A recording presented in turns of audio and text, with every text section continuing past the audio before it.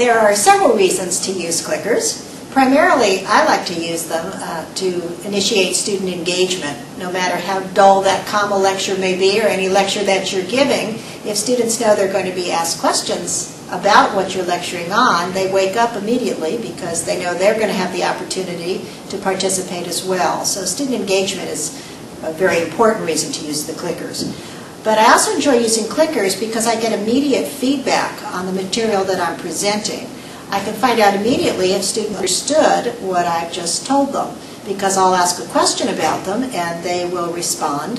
And if I think that or at least most people know what's going on, I can move on. Or if there are a number of people who are giving incorrect responses, then I would know to go over the material again. Of course, you can do that by asking for a show of hands or asking people to call out the answers, but usually you have that one bright student who sits in the front who's always giving the answer, and you don't know how many others in the class really understand what you've been saying. You can use clickers as well for true assessment. You can set the clickers for responses to be anonymous or non-anonymous.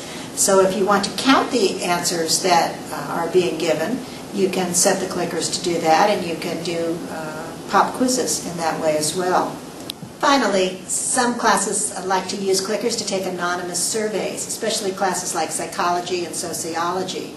Very often they will ask questions that are very personal in nature, and students may be reluctant to respond honestly.